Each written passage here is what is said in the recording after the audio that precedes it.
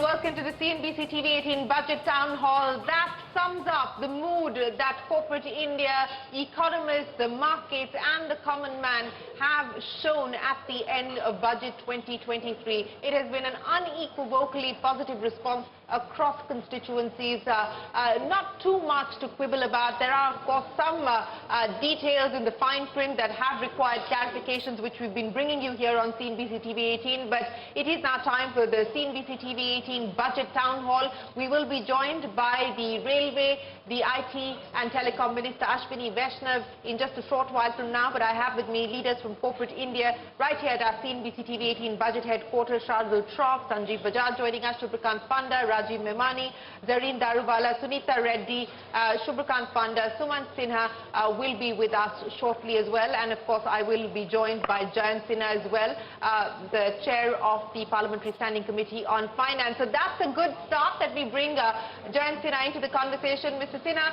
thanks very much for joining us here on CNBC-TV18. Appreciate your time. As I pointed out, you know, the former Revenue Secretary sitting right here beside me gave the budget 11 on 10, and the response across different constituencies has been positive. I think the biggest takeaway has been that while the government continues to do the heavy lifting on capex with a 33% higher allocation, it hasn't done so by deviating from its fiscal consolidation glide map, and the budget numbers by all accounts seem to be realistic and credible. Jayant Sinha, how would you sum up Budget 2023? Shireen, you summed it up by saying that everyone is happy. This is a budget that I think is a very forward-looking and a very well-balanced budget.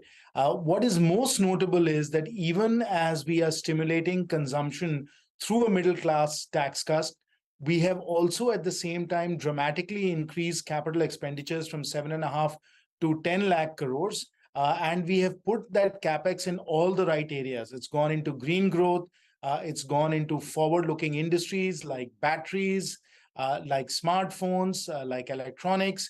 And also we have worked on the empowerment of more vulnerable sections of society, for example, through cooperatives, for women self-help groups, for tribal communities. So it's that balance that is so elusive in budgets that this budget has been able to demonstrate. And I think that's why you're finding that everyone from the middle class to captains of industry to people living in far-off tribal villages are very happy.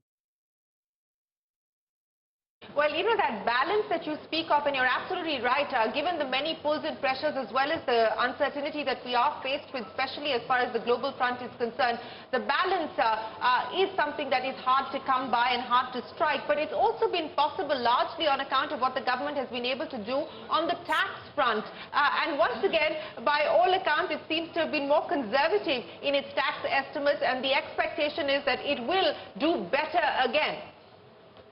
Absolutely right, Shireen, and we must commend the Honorable Prime Minister and the Honorable Finance Minister. They have navigated the ship of state through a very stormy and turbulent period when we've had, of course, a once-in-a-century COVID pandemic, and then we've had the war in Ukraine with a commodity price shock, and then we've had this very abrupt central bank tightening cycle that's also underway. Despite all the vicissitudes, the economic management has been absolutely outstanding. Yes, we have spent when we've had to spend, which is why the fiscal deficit went up. But when the stimulus was not required, the spending has come down. We've got a fiscal consolidation glide path. But most importantly, the prudence and pragmatism of our top decision makers is extraordinary because they have overachieved on all their numbers.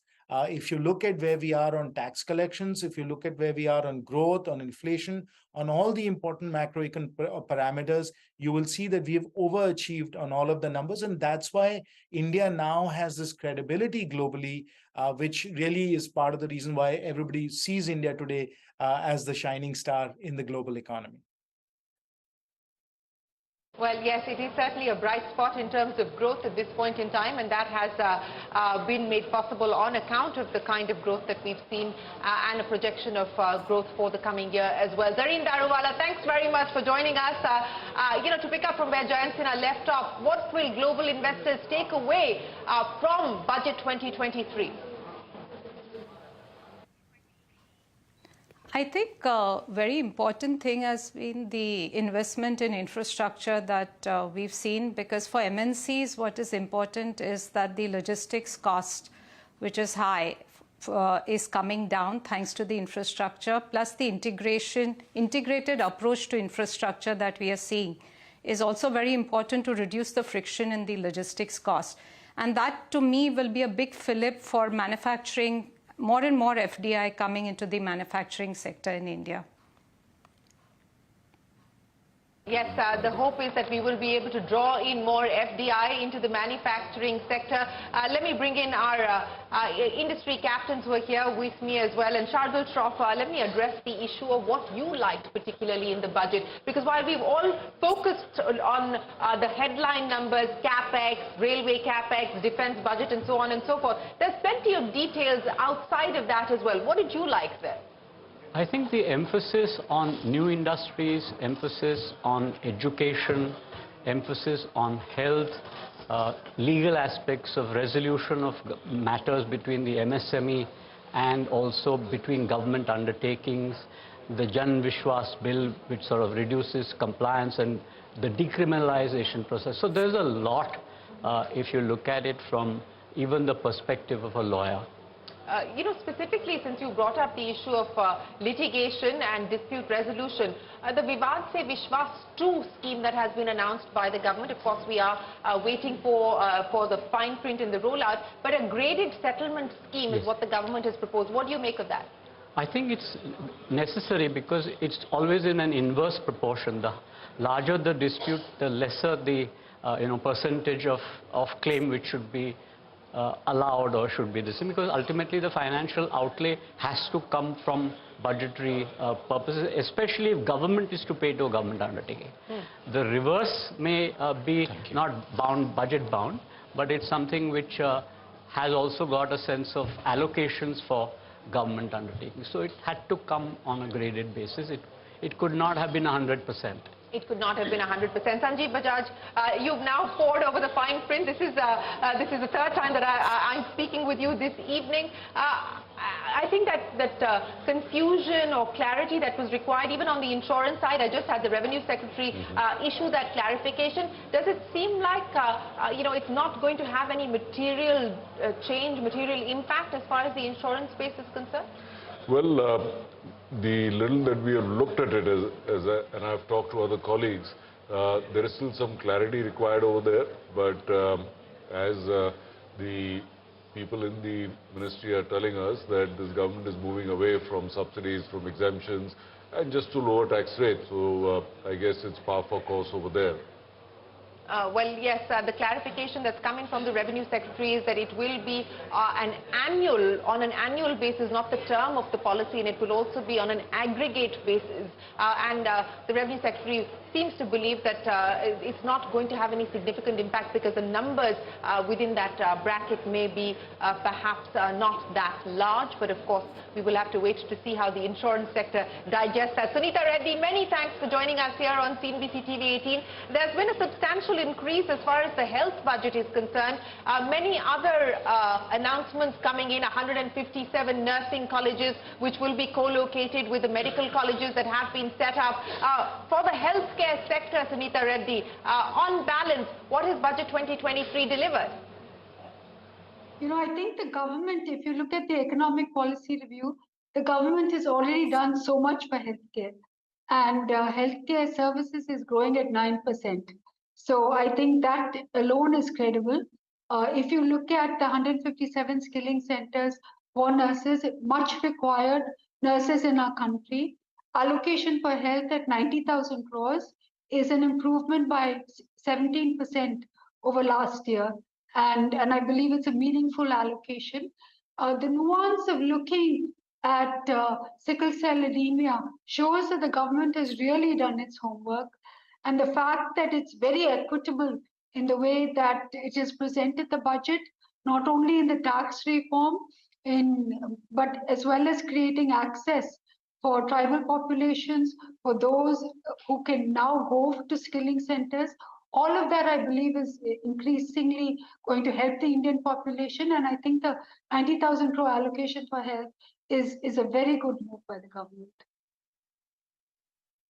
Yes, that certainly is a good move by the government. Rajiv, Memani, at the end of the day, is it going to keep the tax individuals like yourselves more busy, or there's going to be no reason for you to be consulted at the end of this? No, I'm sure we'll be busy. We'll be busy because the economy is going to grow. We are entering the Amrit Kal. We'll be busy for sure. But I would say, if I have to pick up 2-3 key things, one is, I think, the moving to the new personal tax regime. I would think, Shireen, if you look at up to 15 lakhs of income, and if you were to assume there was no deduction on both sides, the tax impact of that works out to about 1,10,000, 1,12,000 rupees. So which means that your deduction should be around 4 lakhs. So my sense is those people who have income levels of up to 50 lakhs will probably be migrating into the new regime. Between 50 lakhs to 5 crores, if they are not availing HRA, if they are availing HRA, they'll probably stay with the old regime. And above 5 crores, I think most people will be migrating towards the new regime. That's the sense that we get. The second thing which I think, as we were just pouring through the details, I think the angel tax which was there earlier, which was meant for mainly for residents, this is really for companies issuing shares to non-residents. Right. I think there now they've applied to residents. Now they've included non-residents. So right. I think that may impact FDI, especially in terms of private equity, venture capital. I'm going to just ask you to hold that thought, because joining us now is the Railway, IT and Telecom Minister, Ashwini Vaishnaw. Mr. Vaishnaw, many thanks for joining us here on CNBC-TV18, sir. Appreciate your time. Well, it's been a significant railway capex that has come your way through the budget. 2.4 lakh crore rupees being allocated, the highest ever as far as the railways are concerned. Mr. Vaishnaw, how do you intend to spend this? So, first of all, I would like to thank Honorable Prime Minister for giving so much focus on railways. And this budget, basically, as we all know, in very troubled times, India has emerged as a bright spot. And this budget will make India as the growth engine for the world economy. And with respect to railways, the allocation for capital investment is 2.4 lakh crore, and this is a very good allocation. Railway has made significant progress. If you see 10 years back, in the UPA times, basically railways used to do just about 4 kilometers a day new tracks. This year we are doing about 12 kilometers a day. So there is huge progress in terms of laying new tracks, doubling the tracks, making sure that the tracks are innovated. Then there is huge focus on redeveloping the stations. In Amrit Bharat station scheme, we have taken up 1,275 stations. Many of these are very large stations, many of these are medium stations, and many of these are small stations also. So such a large program for totally transforming railways, this is what this budget allocation means. Last year we took 3,000 kilometers of coverage. This year we are taking 5,000 kilometers of coverage. And as you are aware, the success of Vande Bharat train is like everybody is appreciating the train. And now we will ramp up the production. Currently the production is at ICF Chennai only. Now we'll add 3 more plants, one at Latur, one at Sonipat, and one at Raebareli to produce Vande Bharat trains. So there is a lot of excitement in railways, complete transformation of passenger experience, and rapidly increasing the cargo share which had gone down to 27% in terms of road versus rail. Now we have started climbing back. And last year it was 28%, this year it is likely to be 29% of the cargo share. So that way there is a lot of growth opportunities in railways, yes. Speaking of those growth opportunities, and thank you very much, Mr. Vaishnaw, for telling us that 3 more plants will be set up for the Vande Bharat trains, Latur, Sonipat, and one more destination that you spoke of. But I also want to understand, what are we talking about in terms of addition? There are reports suggesting that 400 more Vande Bharat trains could be added, etc. Could you give us some sense of what we can expect in terms of the pipeline? And also, a quick word as far as the railway's own performance is concerned, operating ratios, where do things currently stand and how much better can you improve that, given what you just spoke of in terms of freight and cargo, etc.? So there are 3 questions in your question, so I'll take all of them one by one. First one, in terms of Vande Bharat pipeline, when a new product is designed, we have to first test and make sure it becomes stable and the supply chain also starts ramping up. So by now the supply chain has become very stable, the product is stable. Vande Bharat trains have, the 8 trains which are running, they have, like if you cover the perimeter of the earth, then practically 52 times they have covered they have traveled around the earth. So that is the kind of magnitude of close to 45 lakh people have traveled. So now we have to ramp up the production. We are producing now almost 1 train every week or 8 days. And now we have to take this up to 3 trains or 2 trains every week very soon, very rapidly. So that is the ramp up we are looking at. And this is probably one of the highest ramp-ups anywhere in the world. So that is the close to about 400 trains are in the pipeline, and that's huge in terms of people who are manufacturing electrical equipment, people who are manufacturing FRP for the body, people who are manufacturing the mechanical equipment, all those things. Then the wheel set, the tender for manufacturing forged wheels in India has already been received. Very soon that will be opened and the winner would be announced. So lots and lots of manufacturing in railway sector happening in the country, absolutely in line with Prime Minister's Make in India vision. And over a period of 2 to 3 years, we should be seeing railway technology exports in good magnitudes all over the world.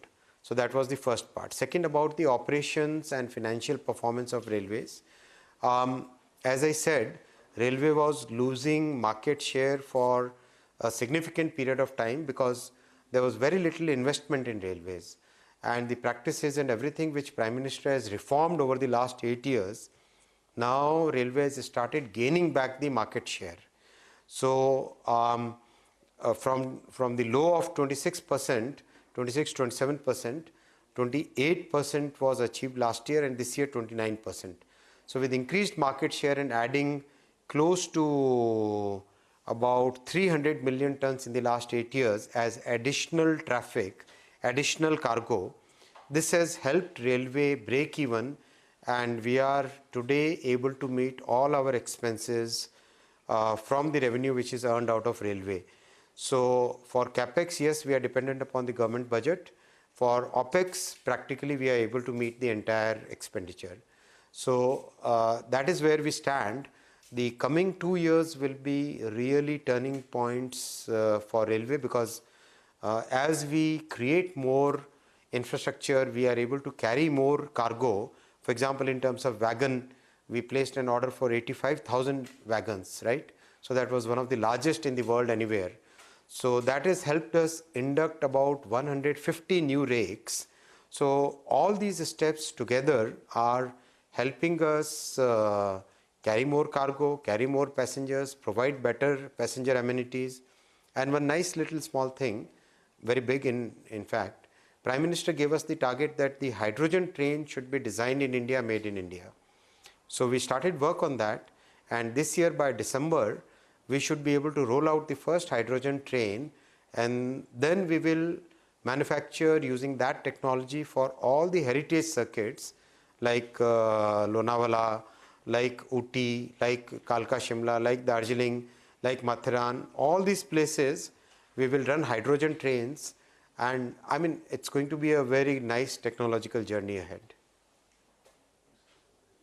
Well, you know, Mr. Vaishnaw, I asked you 3 questions in one, and you've given me plenty of headlines in your response. The one, that the railways have achieved a break even, so can manage the OPEX on the back of the revenue that they're generating.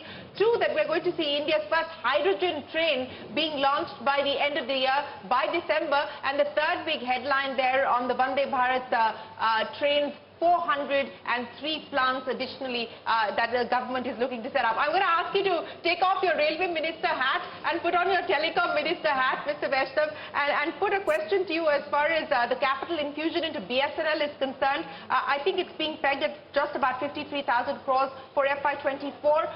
Also, the revenue realization from the DOT being estimated at 89,469 crores. Achievable? Absolutely achievable. And these reforms that Honorable Prime Minister did in the telecom sector, today telecom sector is a growth sector, it's a sunrise sector, lots and lots of investment is coming in. The BSNL capex that you're seeing, this capital investment will go for rolling out the Make in India Atmanirbhar Bharat telecom stack 4G and 5G.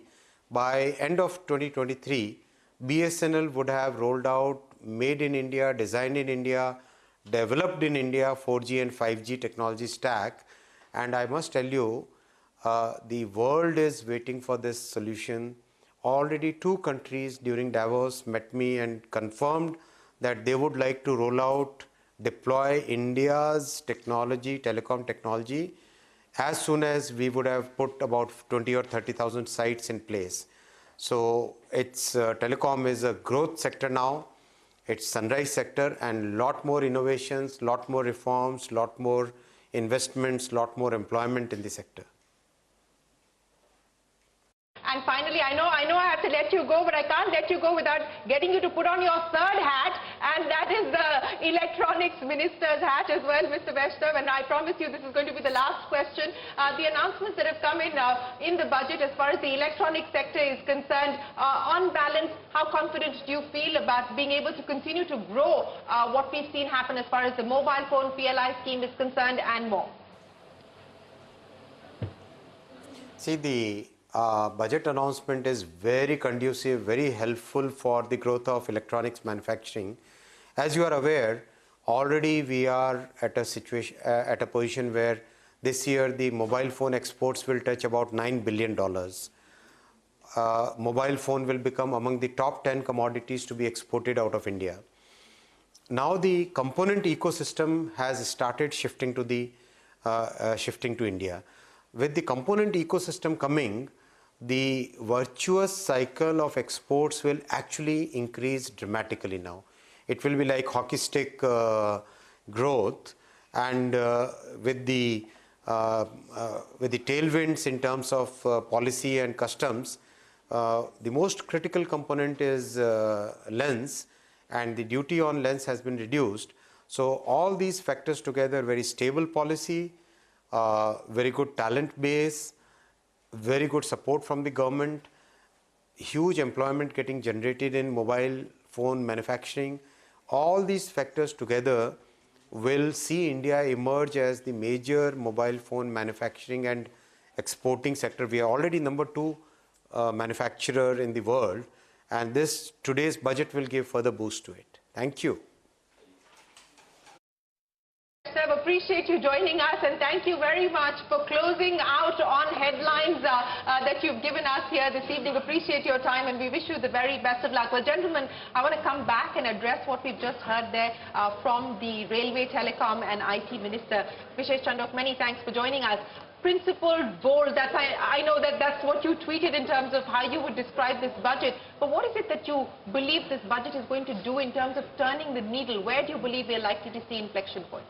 Absolutely. You know, I called last year's budget simple, consistent and aligned, and I was expecting this year's budget to be the same, but I think it went further. It was bold, it was confident, it was principled, just like you'd expect the first budget of this Amrit Kal. 3 reasons why I say that. I think everybody's talked about the fiscal glide path, everybody's talked about the inclusion, etc., etc. But I think 3 things that really stood out to me. 1, progressive thinking.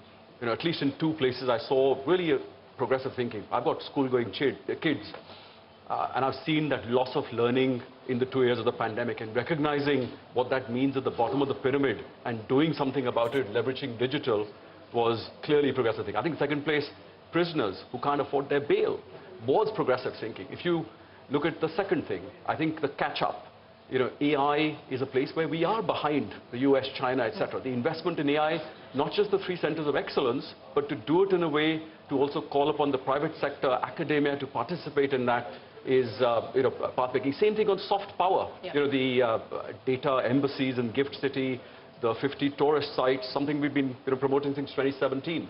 And I think lastly, people were talking about a populist budget going towards elections potentially. I think it actually, some people will say there are measures which are potentially anti-populist.